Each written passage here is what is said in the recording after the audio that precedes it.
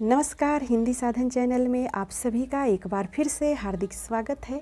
आज के इस वीडियो में वस्तुनिष्ठ प्रश्नों को लेकर मैं उपस्थित हुई हूँ, जो कि हिंदी साहित्य से सभी आदिकाल, रीतिकाल, भक्तिकाल, आधुनिक काल, सभी कालखंडों से, चाहे वो आदिकाल हो, भक्तिकाल हो, रीतिकाल हो या आधुनिक काल हो, आपको इस वीडियो में उन सभी प्रश्नों को देखने को मिलेगा। हो सकता है कि ये प्रश्न आपसे आने वाली परीक्षाओं में किसी न किसी रूप में पूछे जाएं। तो आप किसी भी हिंदी से संबंधित अगर तैयारी कर रहे हैं तो इन प्रश्नों को ध्यान से देखें और अपनी तैयारी को हमेशा उतना ही मजबूती से, उतना ही अच्छे से बनाए रखें।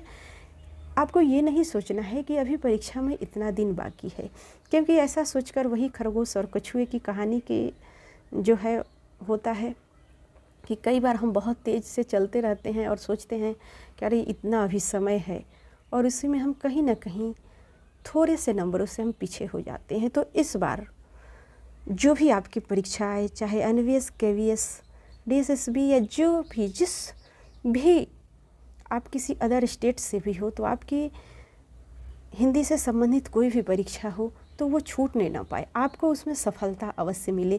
आइए इसी उद्देश्य से प्रश्नों के क्रम को शुरू करते हैं। प्रश्न है कि सिद्ध साहित्य किसकी रचना है?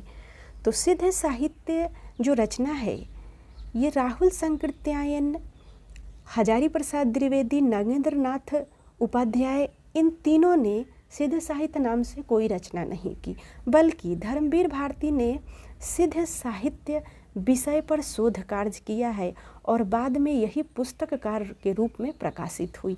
तो यहाँ पर सही उत्तर हो जाएगा धर्मवीर भारती। बढ़ते हैं अगले प्रश्न की तरफ। अगला प्रश्न है, निम्नलिखित में से कौन सी रचना धर्मवीर भारती की नहीं है? तो अब अगर बात करें कि धर्मवीर भारती की रचना कौन कौन सी है, तो इनकी रचना है ठंडा लोहा, सात गीत वर्ष, कनुप्रिया। ये तीनों रचनाएं इनकी है। और इनकी जो रचना नहीं है वह है सूर्य का स्वागत।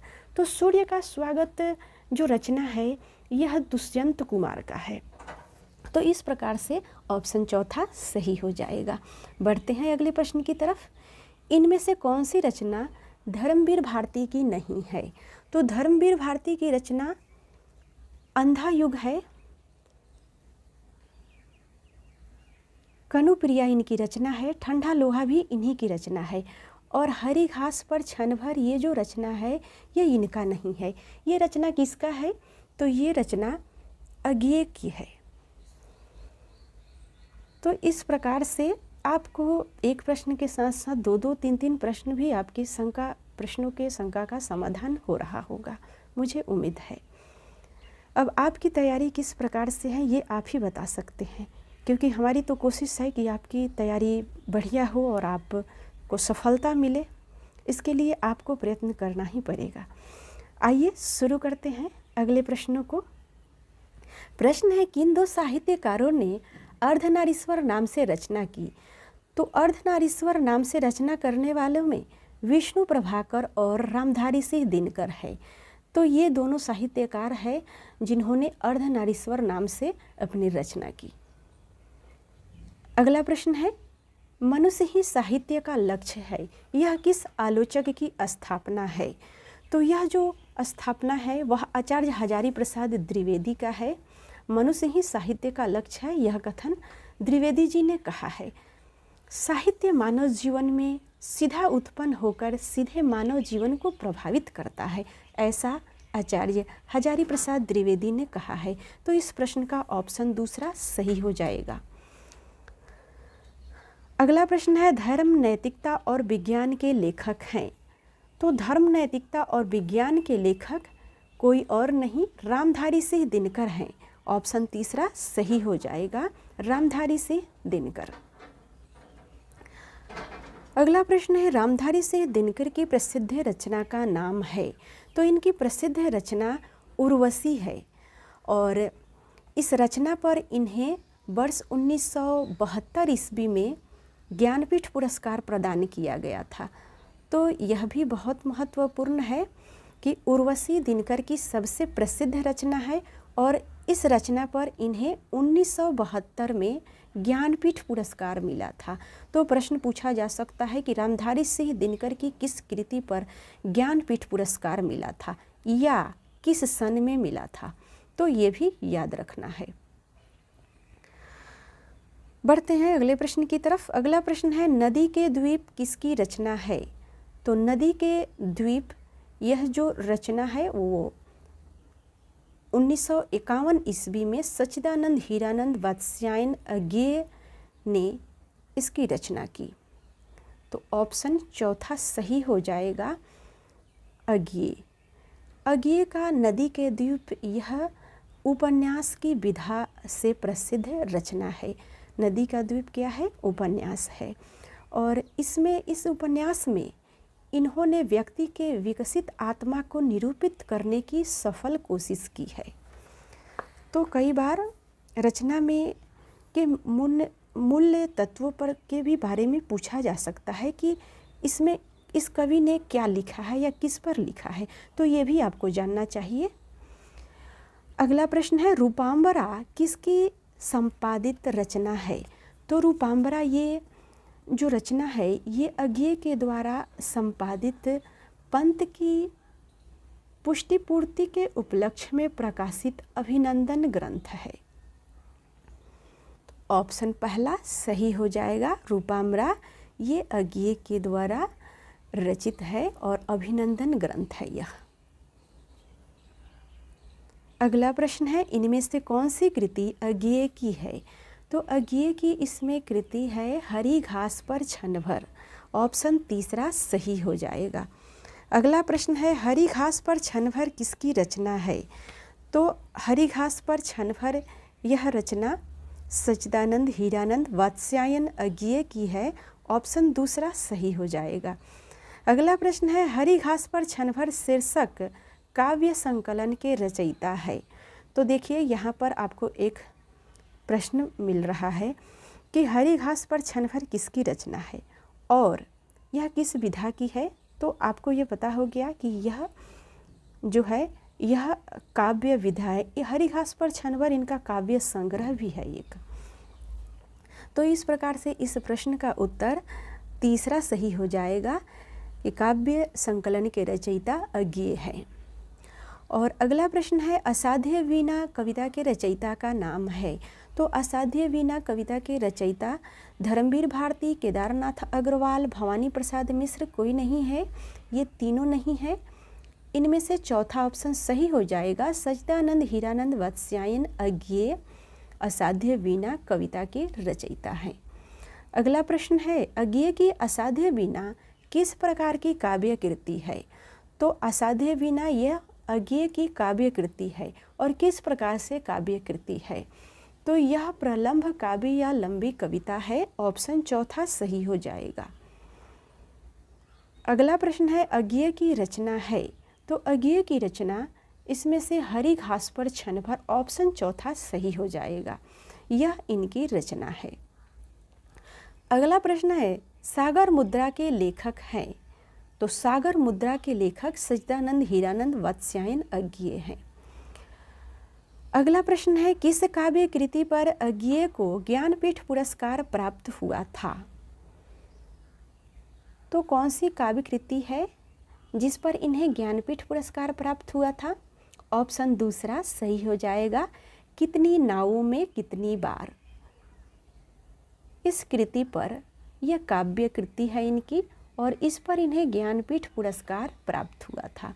अभी हमने ज्ञानपीठ पुरस्कार से संबंधित एक और प्रश्न देखा था कि रामधारी सिंह दिनकर को उर्वशी पर ज्ञानपीठ पुरस्कार प्राप्त हुआ था और उर्वशी की रचना उन्होंने सन 1972 ईस्वी में की थी।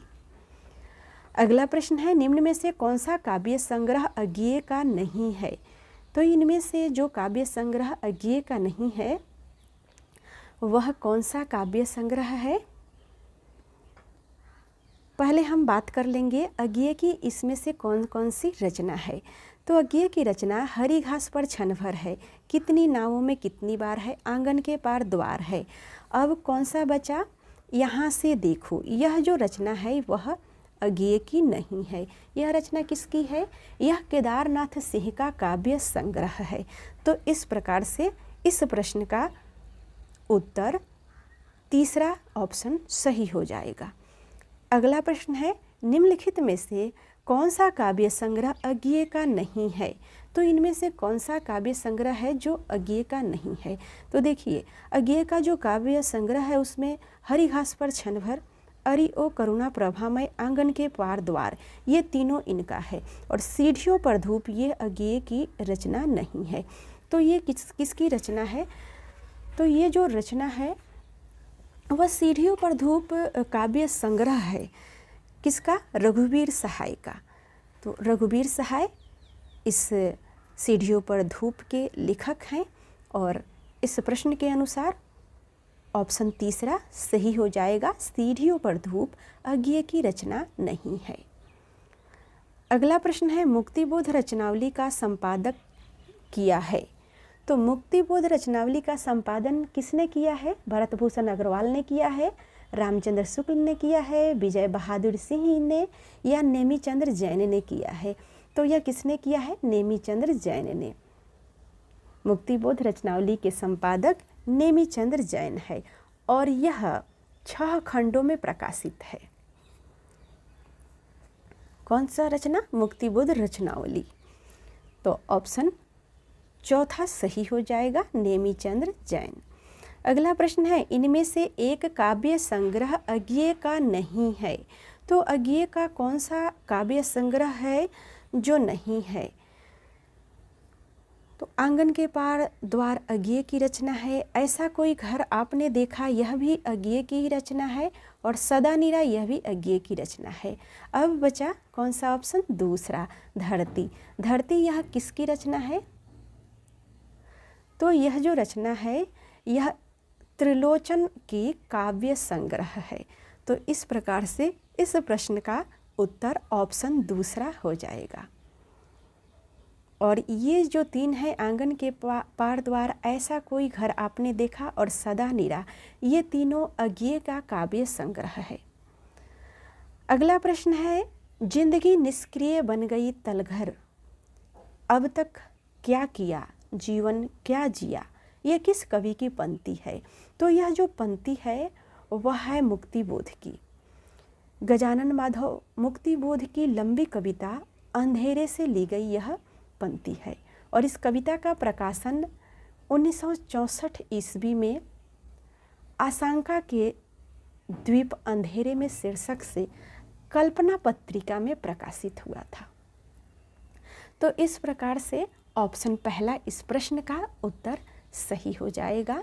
यह जो पंक्ति है वह मुक्तिबोध के कविता से लिया गया है और मुक्तिबोध इसके कवि हैं। अगला प्रश्न है कि निम्न में से कौन सी रचना अज्ञेय की नहीं है? तो देखिए, ये इसमें से अज्ञेय की रचना नहीं है। तो अज्ञेय की रचना है आंगन के पार द्वार, हरी घास पर छनवर, बाबरा अहेरी और चांद का मुंह टेढ़ा, ये अज्ञेय की रचना नहीं है। यह किसकी रचना है? चांद का मुंह टेढ़ा यह गजानन माधव मुक्तिबोध की रचना है। और शेष जो तीनों रचनाएं हैं वे सभी के सभी अज्ञेय की रचना है। तो ऑप्शन दूसरा सही हो जाएगा। अगला प्रश्न है, बकरी बिलाप किसकी काव्य कृति है? तो बकरी बिलाप यह भारतेंदु हरिश्चंद्र की काव्य कृति है। ऑप्शन पहला सही हो जाएगा। और देखिए, बकरी नाम से एक सर्वेश्वर दयाल सक्सेना ने नाटक भी लिखा था। तो यहाँ पर आपको कोई कन्फ्यूजन नहीं होना चाहिए। बकरी बिलाप भारतेंदु हरिश्चंद्र का काव्य कृति है और सिर्फ बकरी, उसमें और कुछ नहीं लगा है। बकरी यह सर्वेश्वर दयाल सक्सेना के नाटक है। बढ़ते हैं अगले प्रश्न की तरफ। बंसी और मादल किसका गीत संग्रह है? तो बंसी और मादल ठाकुर प्रसाद सिंह का गीत संग्रह है। ऑप्शन चौथा सही हो जाएगा। अगला प्रश्न है, नाटक जारी है किस विधा की रचना है? तो नाटक जारी है यह कविता विधा की रचना है। लीलाधर जुगुरी इसके कवि हैं। ऑप्शन चौथा सही हो जाएगा। अगला प्रश्न है, बलदेव खटिक किसकी कविता है? तो बलदेव खटीक यह लीलाधर जुगुरी की कविता है। ऑप्शन दूसरा सही हो जाएगा। अगला प्रश्न है प्रतिबद्ध कविता के जनक है। तो प्रतिबद्ध कविता के जनक परमानंद श्रीवास्तव हैं। ऑप्शन चौथा सही हो जाएगा, परमानंद श्रीवास्तव। अगला प्रश्न है जिंदगी मुस्कुराई के रचनाकार हैं। तो जिंदगी मुस्काई के रचनाकार है कन्हैयालाल मिश्र प्रभाकर। ऑप्शन तीसरा सही हो जाएगा। अगला प्रश्न है बाजे पायलिया के घुंघरू के लेखक हैं। तो बाजे पायलिया के घुंघरू के लेखक हैं कन्हैयालाल मिश्र प्रभाकर। ऑप्शन पहला सही हो जाएगा। अगला प्रश्न है जगत सच्चाई सार कविता के रचयिता है। तो जगत सच्चाई सार कविता के रचयिता श्रीधर पाठक हैं। ऑप्शन तीसरा सही हो जाएगा। अगला प्रश्न है कलि कौतुक रूपक के लेखक हैं। कलि कौतुक रूपक के लेखक प्रताप नारायण मिश्र हैं। ऑप्शन दूसरा सही हो जाएगा। अगला प्रश्न है रविंद्र कविता कानन के लेखक हैं। तो इस कविता के लेखक निराला है। यह उनकी एक आलोचनात्मक कृति है। रविंद्र कविता कानन यह सूर्यकांत त्रिपाठी निराला की आलोचनात्मक कृति है। इसमें इन्होंने रविंद्रनाथ टैगोर के काव्य सौंदर्य को पूर्णतः परखा है। अगला प्रश्न है हृदय का मधुभार काव्य रचना है। तो हृदय का मधुर भार यह आचार्य रामचंद्र शुक्ल का काव्य रचना है। ऑप्शन पहला सही हो जाएगा, शुक्ल की।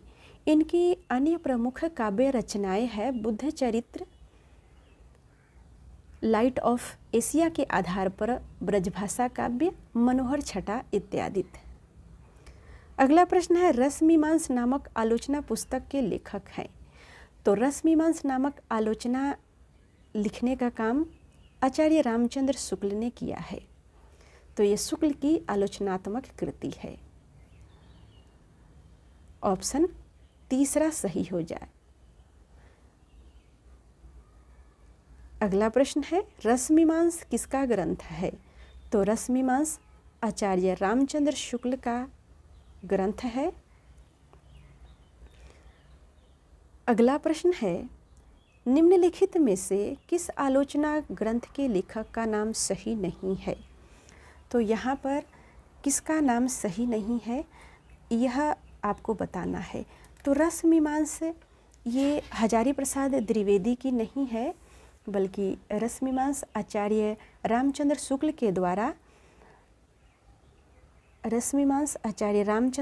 के द्वारा लिखा गया और ये 1939 ईस्वी में शुक्ल के द्वारा लिखा गया था।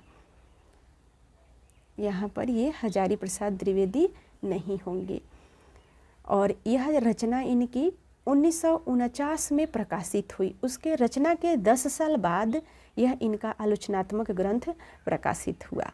तो इस प्रकार से रसमीमांस के लेखक आचार्य रामचंद्र शुक्ल हो जाएंगे। कबीर मीमांस ये रामचंद्र तिवारी की है और तुलसी काव्य मीमांस उदय भानु सिंह की है और निराला की साहित्य साधना रामविलास शर्मा की है। तो इस प्रकार से इसमें से कौन सा सुमेलित नहीं है यह बताना है, कौन सा लेखक का नाम सही नहीं है। तो ऑप्शन पहला सही हो जाएगा कि रसमीमांस ये हजारी प्रसाद की नहीं है, ये आचार्य रामचंद्र शुक्ल की कृति है। अगला प्रश्न है समीक्षात्मक कृति आलोचना का पक्ष के लेखक हैं। तो समीक्षात्मक कृति आलोचना पक्ष के लेखक हैं रमेश चंद्र शाह। ऑप्शन तीसरा सही हो जाएगा। अगला प्रश्न है इनमें से कौन सा समूह आचार्य रामचंद्र शुक्ल की रचनाओं को दर्शाता है। तो देखिए इन सभी समूहों को कौन सा समूह है जो आचार्य रामचंद्र शुक्ल के रचनाओं को दर्शाता है। तो शुक्ल जी ने हिंदी साहित्य का इतिहास, चिंतामणि, रसमीमांस और त्रिवेणी। ऑप्शन दूसरा सही हो जाएगा, ये आचार्य शुक्ल की रचनाओं को दर्शाता है। अगला प्रश्न है काव्य में अभिव्यंजनावाद कृति के लेखक कौन है। तो काव्य में अभिव्यंजनावाद कृति के लेखक रामचंद्र शुक्ल हैं। ऑप्शन चौथा सही हो जाएगा। अगला प्रश्न है, वेलगा से गंगा किसकी रचना है? तो वेलगा से गंगा यह रचना राहुल संकृत्यायन की है। ऑप्शन तीसरा सही हो जाएगा। अगला प्रश्न है, स्त्री विमर्श पर आधारित औरत की बोली कृति की रचनाकार हैं। तो औरत की बोली कृति की रचनाकार कौन है? गीताश्री है। ऑप्शन दूसरा सही हो जाएगा। अगला प्रश्न है, वह सफ़र था कि मुकाम था कृति की लेखिका है। तो वह सफ़र था कि मुकाम था कृति की लेखिका मैत्री पुष्पा है। ऑप्शन पहला सही हो जाएगा। अगला प्रश्न है, श्रृंखला की क्रिया की मुख्य वस्तु है। तो श्रृंखला की क्रिया की मुख्य वस्तु है स्त्री विमर्श। ऑप्शन चौथा सही हो जाएगा। श्रृंखला की क्रिया महादेवी वर्मा की समस्या मूलक निबंधों का संग्रह है। स्त्री विमर्श इसमें प्रमुख है। अगला प्रश्न है, हिंदी साहित्य के इतिहास ग्रंथ किस साहित्य विमर्श के लेखक हैं? तो हिंदी साहित्य के इतिहास ग्रंथ हिंदी साहित्य विमर्श के लेखक कौन हैं? तो इसके लेखक